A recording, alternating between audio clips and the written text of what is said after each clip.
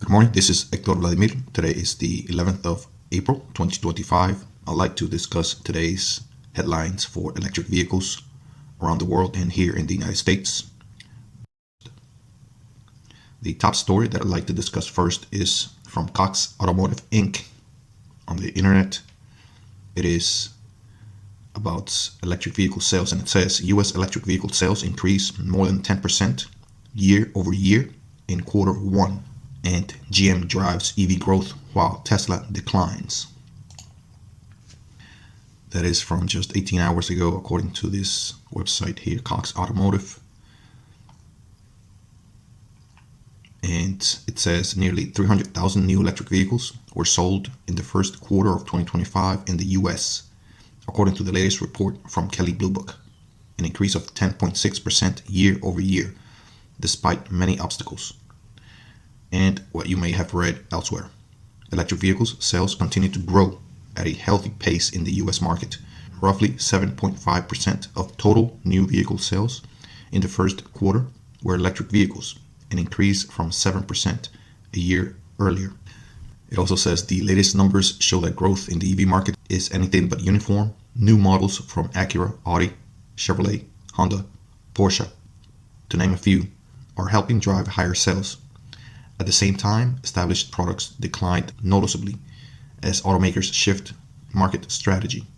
Goodbye Chevy Bolt. Hello Chevy Equinox EV. The article says, and there's a chart in the article. I'll put that on the screen. It says EV sales volume change by brand, quarter one 2025 versus quarter one 2024. And as you can see, there is a percentage scale from negative 100% to positive 300%. As you can see on the left side in green, many of the automakers have increased dramatically, such as Porsche and Toyota, in their EV sales by volume. Again, this is the change. This is how much they have increased in sales. So it is quite striking that a company like Porsche has made such a change. Perhaps they have a newer, more affordable model that they have. I'll look into that. GMC, refreshingly, selling a lot more EVs. I'd like to know which model is it that's driving this increase. Volvo, I know they do have the Polestar, major ownership. I believe Volvo is the power behind the Polestar brand. Chevrolet, of course, they have the Equinox EV, and perhaps other vehicles. Not sure if they still have the other EVs, such as the Bolt EUV, the newer version. I know they were planning, according to the article I read earlier, they were planning to come out with a new model for 2026. Genesis from Hyundai, 51%. And as you can see, some of the other brands have increased slightly, but yet they do have an increase, which is good news. As you can see, Tesla is down about 9%. Lexus, Mini, Kia, and Rivian and Mercedes-Benz. I am quite surprised that Kia's sales are down, despite their huge investment here in the US. However, that, of course, that may change. And Genesis, which is behind Hyundai, is up 51%. I'd like to know what model is it that Genesis has that's driving that increase. Hyundai is up 5%, while Kia is down 24%. I believe they are the same company, or they are behind one main company. I believe it is Hyundai that is behind both Hyundai and Kia. There's another chart. New EV entries, sales by volume in quarter one 2025. And there are units on the left side from 0 to 12,000 units. And there are four main brands that they're looking at here: Honda, Acura, Jeep, and Dodge. And of course, Honda's sales in EVs have increased dramatically. Here in the US, I'm not sure around the world, but they do have an SUV that's quite popular. It is steering the crowds a bit. It is the Honda Prologue. Acura, I'm not sure what is driving that EV sales. I'll look into that. Jeep, I know they do have a Jeep electric EV, as well as perhaps a Jeep Cherokee. I will look into that. And Dodge, I believe they did come out with an EV for their sports car, the Challenger. I will look into that as well and verify. But it is refreshing to know that Dodge is making an effort to jump into the EV market finally. The same as Jeep. Jeep has, I believe, more than one model that is electrical or that is electrified. Perhaps plug-in hybrid, but maybe also as EV, fully electrical.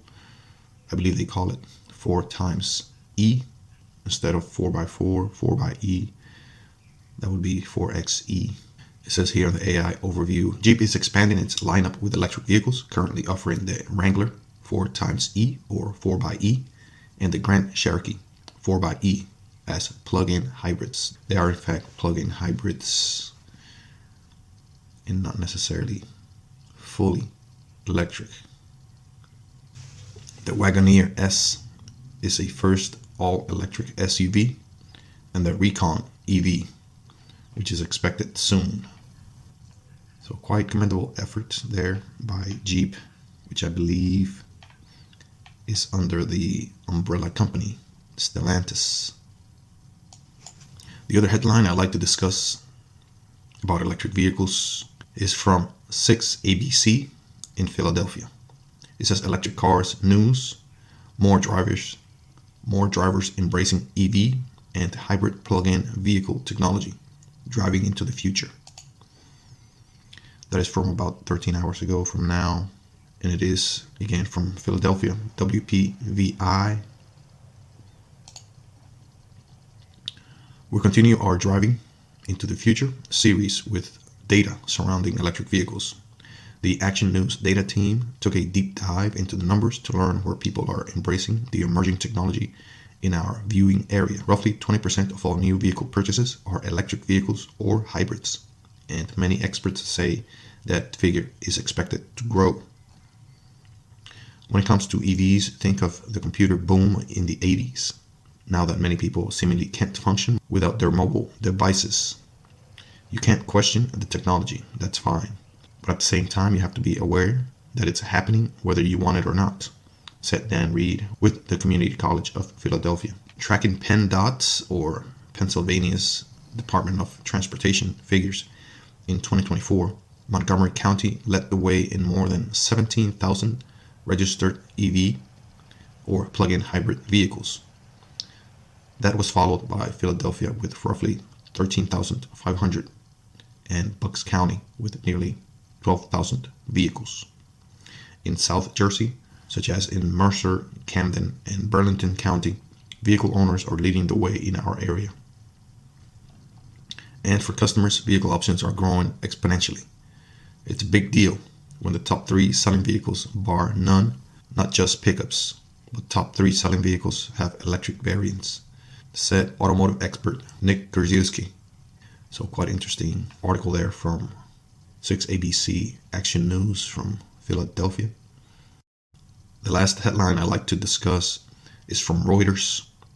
The EU, European Union, China, will look into setting minimum prices on electric vehicles, the EU says. Interesting. These subheadlines say the EU, China explore setting minimum prices on Chinese EVs. Okay, so this applies to Chinese EVs. Perhaps minimum prices are the minimum prices to keep the prices up, not down. That's pretty much to, I believe, to offset the much lower prices of Chinese-made electric vehicles, I would suppose. The second subheadline says negotiations set to start immediately. And it also says German auto industry supports negotiations.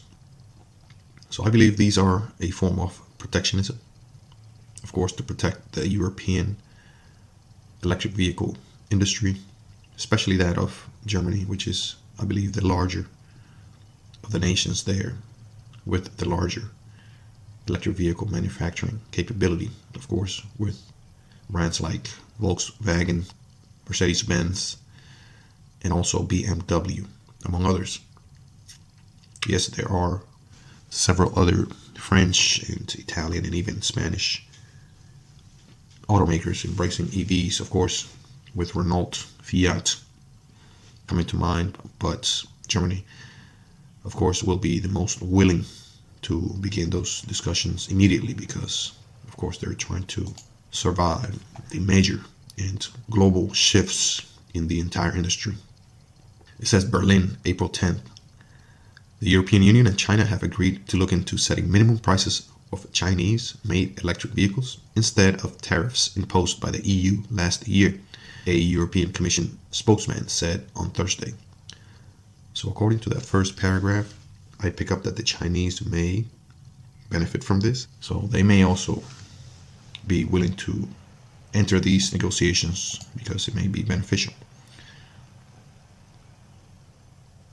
And that is that article. You can check it out in Reuters. Again, titled EU, China will look into setting minimum prices on electric vehicles. EU says. That is from April 10th. And those are the headlines I'd like to discuss for now. Thank you very much.